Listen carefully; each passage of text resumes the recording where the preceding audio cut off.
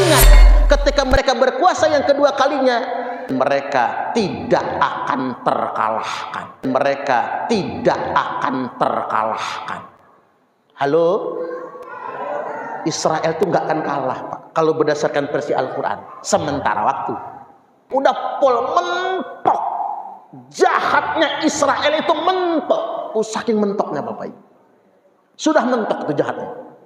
Jadi sudah pol jahatnya Israel itu.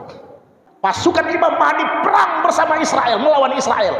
Nah, Nabi Isa tugasnya membunuh Dajjal laknatullah alaihi.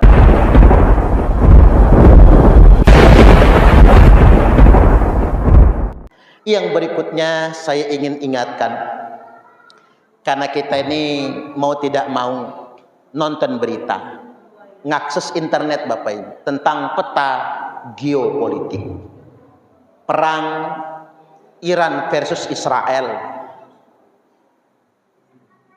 Sayyid Ali Ayatullah Khomeini versus Benyamin Netanyahu.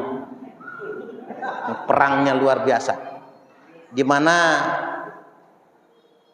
hari ini sudah gencatan senjata, tapi si Benyamin Netanyahu itu memborbardir Palestina, Gaza. Yang dibantai mereka itu, Pak, bukan tentara, rakyat yang lagi ngantri bantuan. Saking jahatnya mereka itu, anak kecil, perempuan, luar biasa. Bahasanya begini, udah pol mentok, jahatnya Israel itu mentok. Saking mentoknya Bapak Ibu, sudah mentok itu jahatnya. Jadi sudah pol jahatnya Israel itu, sudah pol betul. Dan itu sudah dikabarkan dalam Al-Quran. Wa qadaina fil kitab, sudah kami tetapkan dalam kitab itu. Allah sudah tetapkan dan disebutkan dalam Al-Quran. La tufsidunna fil ardi marratain, mereka akan dua kali berbuat kerusakan. Kerusakan yang pertama, mereka dihukum, lalu mereka terusir. Maka turun ayat terkait dengan itu. Duribat alaihimu dhillatu aynama tuqifu illa bihablim minallah wa hablim minan nas. Itu kan tentang Israel. Setelah itu derajat mereka diangkat lagi, mereka berkuasa. Dan ingat, ketika mereka berkuasa yang kedua kalinya, mereka akan berbuat kejahatan sejahat-jahatnya, dan mereka tidak akan terkalahkan. Halo? Israel itu nggak akan kalah, Pak, kalau berdasarkan versi Al-Quran. Sementara waktu, karena itu bahasanya. Makanya mereka tuh negara kecil, ya karena di backingin Amerika yang gede, kan begitu. Negara kecil tapi nggak bisa dikalahkan, karena Al-Quran menyebutkan kalimat yang sedemikian rupa. Orang Israel kalau dengar ceramah saya senang banget ya, senang banget ya. Kalau dengar ceramah saya ini, tunggu sampai mereka nanti dikalahkan. Nah, saya ingin sampaikan dalam perspektif normatif Bapak Ibu. Rasulullah Sallallahu Alaihi Wasallam telah bersabda, disebutkan bahwasanya dzakaran Nabiyyu Sallallahu Alaihi Wasallam fitnatal ahlas wa fitnatas sarra. Nah, ini peta geopolitik yang Nabi sebutkan dalam bentuk normatif sabdanya. Nabi telah menyebutkan dua jenis fitnah. Satu, fitnatul ahlas, fitnah ahlas. Wa fitnatus sarra, dan fitnah sarra. Sahabat bertanya kepada Nabi, wa ma fitnatul ahlas ya Rasulullah? Fitnah ahlas itu apa ya Rasul? Nabi menjawab, hiya fitnatu harabin wa harab. Fitnah ahlas adalah di mana umatku akan diperangi, mereka akan hidup dalam pelarian, mereka dijajah, mereka dianiaya, dan mereka diusir. Makanya saya menyebutkan Bapak Ibu, Palestina dan Israel tidak pernah berperang, nggak pernah. Karena yang namanya perang Bapak Ibu, ada hukum perang. Sebelum ada zaman Islam, zaman jahiliyah saja ada hukum perang. Apa? Nggak boleh membunuh laki-laki yang nggak ikut perang, nggak boleh merusak rumah, tempat ibadah, melukai perempuan, anak-anak. Tapi faktanya di Palestina, Pak, Rumah hancur, masjid hancur, rumah sakit hancur, sekolah hancur, perempuan mati, anak-anak dibunuh. Itu genosida. Lawannya sipil. Makanya Israel dan Palestina tidak pernah berperang. Yang ada adalah Israel itu menduduki Palestina, menjajah, mengusir, membantai, genosida. Kalau pengen tahu contoh perang sebenarnya, Pak, apa? Ukraina versus Rusia, itu perang. Nggak boleh merusak rumah, perempuan nggak boleh terluka, bedil-bedilan antara tentara, itu perang. Termasuk sebetulnya perang Iran sama Israel itu sekilik. Israel nyerang duluan, nggak ada kesepakatan sebelumnya, Pak, itu sekilik. Amerika ngebom 3 situs nuklir Iran. Habis ngebom, apa kata Donald Trump? Kami menyerang 3 situs nuklir Iran, tapi Iran nggak boleh balas. Pret, enak aja cangkemnya ngomong. Mau nyubit tapi nggak mau dicubit ini orang, Pak. Fitnah ahlas ini di mana umatku mereka akan dijajah, mereka akan diperangi, yang tertangkap diperbudak, yang berhasil kabur akan selamanya menjadi pelarian. Dan kita pernah mengalami penjajahan Belanda 349 tahun lebih, hampir 3 abad setengah. Tambah penjajahan Jepang. Saat bangsa-bangsa muslim sudah merdeka semua, tinggal satu negara, Bapak Ibu, yang tersisa, Palestina. Palestina. Makanya saya bangga menjadi bangsa Indonesia, Bapak Ibu, karena Indonesia adalah negara yang konsisten. Pak Soekarno, Pak Soeharto, Pak B.J. Habibie, Gus Dur, Presiden Abdurrahman Wahid, Megawati Soekarno Putri, Pak SBY, Pak Jokowi, Prabowo Subianto konsisten mendukung kemerdekaan Palestina dan belum pernah mengakui Israel sebagai sebuah negara. Ini konsistennya Indonesia. Makanya kita ini patut bangga, Pak, menjadi warga bangsa Indonesia. Kita bukan pengkhianat. Bandingkan di sana Qatar. Qatar itu katanya 100% muslim, tapi dia yang bantu Amerika sama Israel menyerang Iran. Itu Qatar. Suriah, Bapak Ibu, coba kita lihat Suriah, Pak. Setelah Presiden Bashar al-Assad jatuh, digulingkan oleh HTS. HTS itu apa? Kalau Indonesianya HTI itu, Pak, kalau Indonesianya. Itu didanai oleh Amerika Serikat. Ecak-ecak jihad menegakkan khilafah. Ecak-ecak jihad menegakkan negara Islam. Tapi HTS anteknya Israel dan Amerika. Makanya hati-hati kalau sama orang yang ngajak-ngajak mendirikan khilafah. Kayaknya dia bela Islam, nyatanya dia bekerja sama dengan pihak asing. Makanya Israel gampang menyerang Iran. Gara-gara apa? HTS Suriah mendukung Israel. Termasuk Bapak Ibu Afghanistan, Taliban. Taliban tuh kayak mujahid beneran. Hebat, mujahid, ngusir Amerika. Kalau pengen tahu, Taliban dan Amerika berjabatan tangan. Apa kata Amerika? Selamat, kami sudah mengambil sekian ton emas Afghanistan. Sekarang saatnya kami pulang ke Amerika. Sekarang kami serahkan Afghanistan kepada Taliban. Tertipu masyarakat muslim seluruh dunia, Pak. Seolah-olah Taliban berjihad, tapi mereka bekerja sama dengan Amerika. Dan sekarang Taliban sama sekali tidak mendukung perjuangan Palestina maupun Iran melawan Israel. Justru dia membantu Israel dalam menyerang Iran. Kan malu kita yang kayak gini. Maka bersyukurlah kita orang Indonesia, kita bukan bangsa pengkhianat. Saya bangga punya presiden 8 tuh, Pak, bangga semua. Nggak ada satupun presiden kita yang menjadi pengkhianat, nggak ada satupun. Kita bangga jadi orang Indonesia. Mudah-mudahan ini bisa dipertahankan oleh semua presiden kita. Amin. Jangan sampai mengkhianati. Udah jelas-jelas itu kan penjajahan, Bapak Ibu. Nah, ketika Palestina hari ini sedang dijajah, lantas kemudian negara-negara muslim sudah pada merdeka semua, Nabi mengingatkan, "Tsumma fitnatu sarra." Akan muncul fitnah sarra setelah fitnah ahlas. Dakhunuha min tahti qodama rajulin min ahli baiti. Hati-hati, kata Nabi.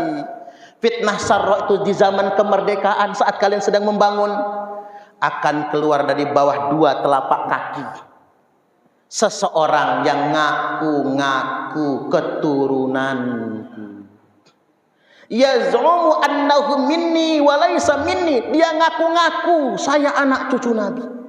Dalam darah saya mengalir darah Nabi. Aneh, cucu Rasulullah. Dalam darah aneh mengalir darah Rasulullah. Dia ngaku-ngaku anak cucuku, kata Nabi. Wa laysa minni. Padahal dia bukan anak cucuku. Wa innama awliya'iyal muttaqun. Karena sesungguhnya anak cucuku hanyalah orang-orang yang bertakwa. Itulah wali-wali. Nah, mengapa ada fenomena banyak orang yang ngaku-ngaku cucu Nabi, asal hidung mancung, muka agak arak-arapan dikit. Saya ini bisa nggak ngaku cucu Nabi ya Pak? Nggak bisa. Bisa ngaku cucu Nabi Adam saya ini. Bisa. Cuman kalau ngaku cucu Rasulullah, kayaknya nggak pas betul hidung saya ini ya.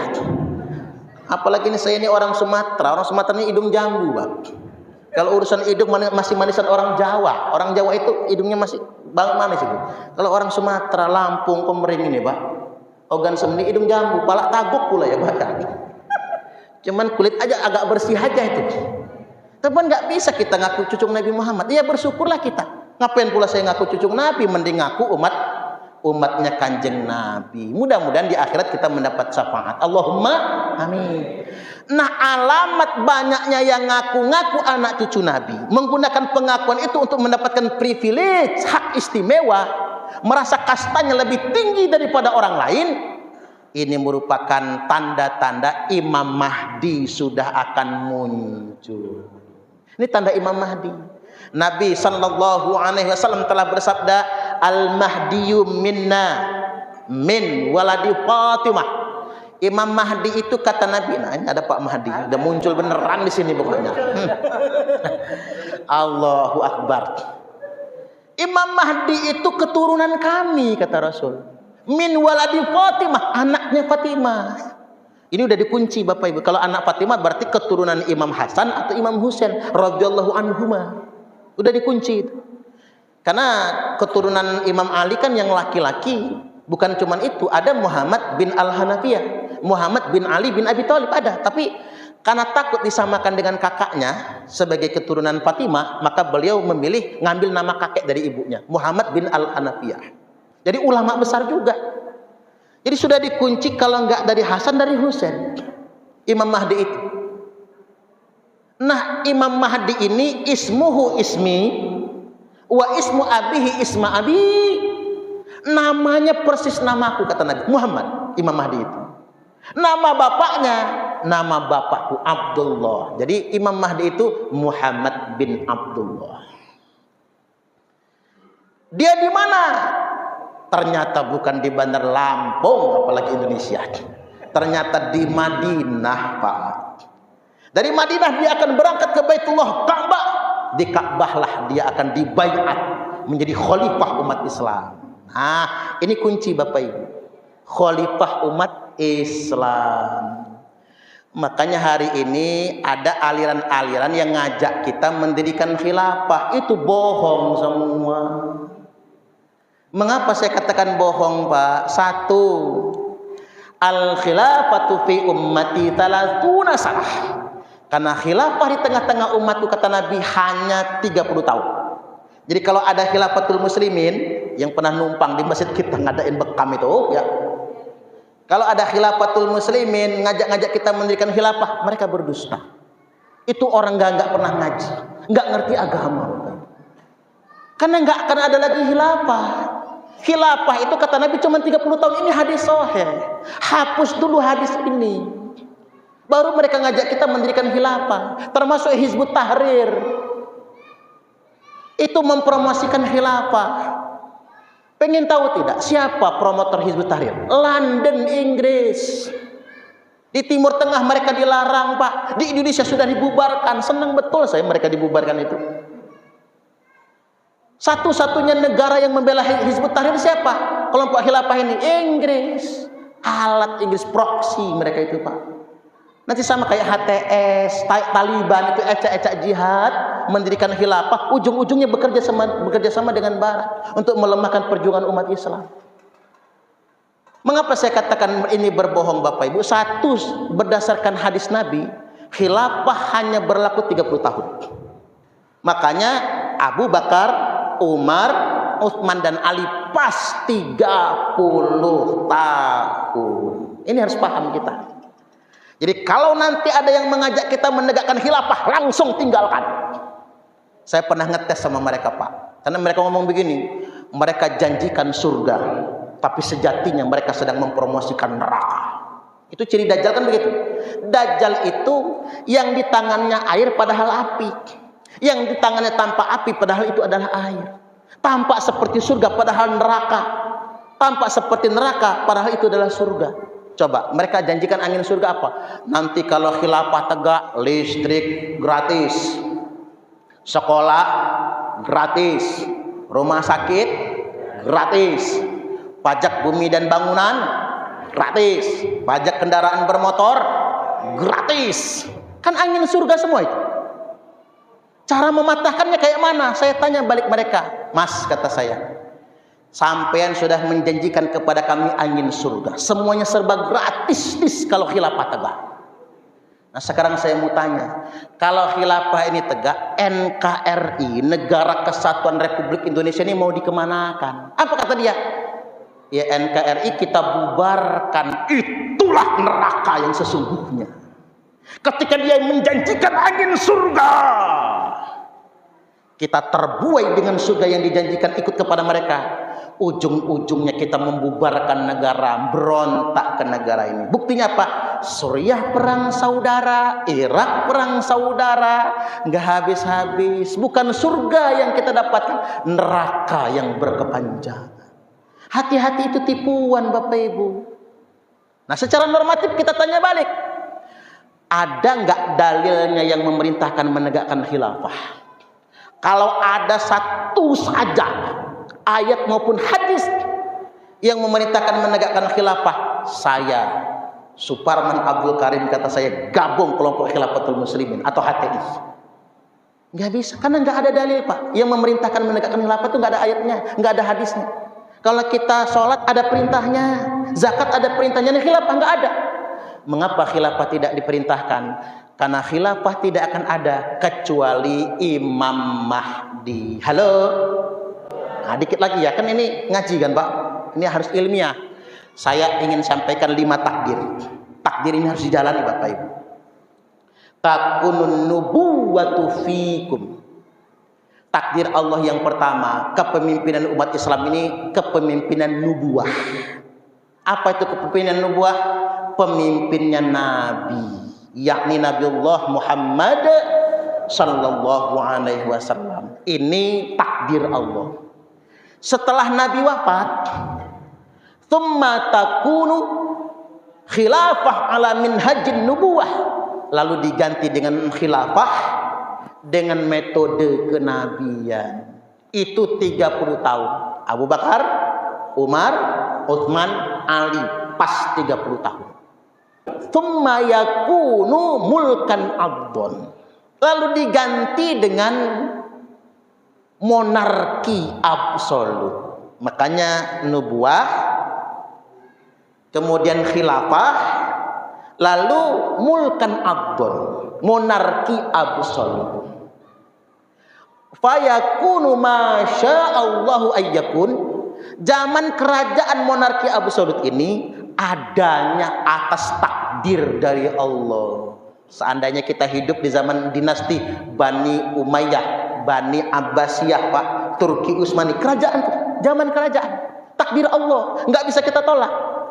Baru masuk fase keempat. Setelah zaman kerajaan selesai, tsumma takunu mulkan jabariyah. Lalu masuk fase keempat, mulkan jabariyah. Apa itu mulkan jabariyah? Dimulai dari zaman penjajahan masuk ke era kebebasan. Dijajah kita oleh Inggris, dunia internasional, dijajah Portugis, dijajah Jerman, dijajah Belanda. Setelah zaman penjajahan masuk era kebebasan, kita nyebutnya demokrasi. Makanya zaman demokrasi ini Bapak Ibu takdir. Kan kalau orang-orang Islam garis keras itu demokrasi haram, ikut pemilu haram. Enak aja ngomongin hukum itu Pak. Padahal zaman demokrasi ini takdir Allah. Tuh, siapa yang membantah hadis ini Pak? Ini hadis sahih ini. Zaman demokrasi takdir Allah. Adanya atas kehendak Allah. dan zaman ini akan berakhir kalau Allah sudah menghendakinya. Makanya karena kita hidup di zaman keempat, zaman demokrasi, jadilah warga negara yang baik. Pilkada ikut nyoblos, pileg ikut nyoblos, pilpres ikut nyoblos. Tapi jangan kena duit ya Bu. NPWP nomor piro wani piro. Ibu-ibu ini heran saya, dikasih suaminya Pak uang belanja 100.000 sehari masih monyong. Ngapa kata suaminya? Kurang ini Pak, mau beli apa? Tapi dikasih caleg 100.000 buat 5 tahun nyengir. Ini mah nggak masuk akal menurut saya. Dikasih suami 100.000 sehari masih monyong, dikasih caleg 100.000 buat 5 tahun nyengir. Makanya negara kita susah membangun. Karena ngapa? Mental kita belum baik. Masih kalah sama Amerika. Amerika kalau calegnya nyogok nggak dipilih orang. Nah di kita kalau nggak nyogok malah nggak dipilih. Ibu-ibu sampai masang pelang itu, masang banner, nggak terima kalau gocap. Kalau nopek gua coblos, masya Allah. Nah baru yang terakhir, setelah zaman demokrasi berakhir, demokrasi pasti berakhir. Runtuh demokrasi ini. Sesuai dengan takdir, jangan kita runtuhkan takdir. Baru masuk fase kelima. Inilah orang HTI dan Khilafatul Muslimin kejebak. Di fase kelima apa? Tsumma takunu khilafah ala minhajin nubuwah. Nanti balik lagi zaman khilafah dengan metode kenabian. Inilah ambisi Khilafatul Muslimin menjadikan Abdul Qadir Hasan Baraja khalifahnya. Si Baraja itu kan pernah ngebom Borobudur, Pak. Jadi teroris 10 tahun penjara, sekarang vonis lagi 10 tahun. Padahal Bapak Ibu, fase kelima itu khalifahnya adalah Imam Mahdi. Nggak bisa Pak Jokowi jadi khalifah, nggak bisa. Prabowo nggak bisa, Donald Trump jauh tangeh, Recep Tayyip Erdogan nggak bisa, Ali Ayatullah Khomeini nggak bisa jadi khalifah. Apapun ambisinya. Makanya saya sebagai Sunni, apa bedanya sama Syiah? Syiah mengatakan imamah sudah ditentukan, keturunan Ali Ayatullah Khomeini. Tapi kita bagi Muslim Sunni bukan. Makanya kita sama Syiah itu Pak tidak akan satu pendapat dalam konteks ini. Tapi nanti nunggu Imam Mahdi. Ketika Imam Mahdi muncul, Sunni sama Syiah pasti bersatu. Sementara tidak bisa, karena belum ada Imam Mahdi. Karena kalau di Syiah imamah, kalau di kita bukan imamah. Itu Imam Mahdi. Nah ketika Imam Mahdi memimpin pasukan bersama kaum muslimin sampai ke Palestina, turun Nabi Isa alaihi salam di Menara Putih Damaskus, Suriah Pak. Turun di sana, masuk Masjid Al-Aqsa pas sholat subuh. Imam Mahdi masuk mihrab pengimaman. Imam Mahdi melihat Nabi Isa datang. Kata Imam Mahdi, monggo silahkan Anda jadi imam. Apa kata Nabi Isa? Ini bukan hak saya, tapi ini hak Anda sebagai Imam Mahdi. Imam Mahdi ngimamin sholat subuh, perang besar. Habis itu pasukan Imam Mahdi perang bersama Israel, melawan Israel. Israel yang kemarin-kemarin tidak bisa dikalahkan. Israel yang hari ini sangat jumawa dan sombongnya Bapak Ibu, akan dibantai habis. Mereka sembunyi di balik batu. Batu berkata, ada Yahudi di belakang. Mereka nyumput di balik pohon. Pohon berkata, nih Yahudi nyumput. Selesaiin aja. Cuman satu pohon Pak yang nggak ngomong. Namanya pohon korkot. Makanya di Israel dibudidayakan tanaman korkot. Tujuannya apa? Agar tempat nyumputnya orang-orang Yahudi. Ya kalau cuma nyumput balik bangker maka temuk. Ngomong semua itu batu tanah ngomong semua Pak. Maka Yahudi dieksekusi habis di muka bumi ini tanpa tersisa satu. Ini takdir Allah, nggak bisa kita tolak. Ini takdir dari Allah. Ini normatif Bapak Ibu. Nah lantas kemudian Imam Mahdi menjadi khalifah internasional. Nah Nabi Isa tugasnya membunuh Dajjal laknatullah alaih. Dajjal mati. Tidak lama setelah memimpin Imam Mahdi, beliau wafat meninggal dunia, lalu digantikan oleh Nabi Isa Al-Masih alaihi salam. Lalu Nabi Isa menikah. Saya doakanlah istrinya orang Tanjung Raya inilah jangan-jangan. Biar Nabi Isa kunjungan ke Bandar Lampung. Nabi Isa kemana? Tempat mertua. Nabi Isa menikah dan beliau memimpin 40 tahun nanti Bapak Ibu.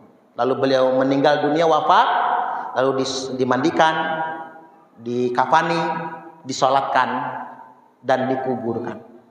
Nah ini bab eskatologi. Menyikapi eskatologi ini hati-hati, jangan pernah mau ditipu orang Bapak Ibu ya. Jadi kalau ada yang ngajak-ngajak kita ke khilafah lagi, nih cara ngejawabnya udah tahu, nggak ada perintahnya dan bukan baraja khalifahnya itu, tapi Imam Mahdi alaihi salam.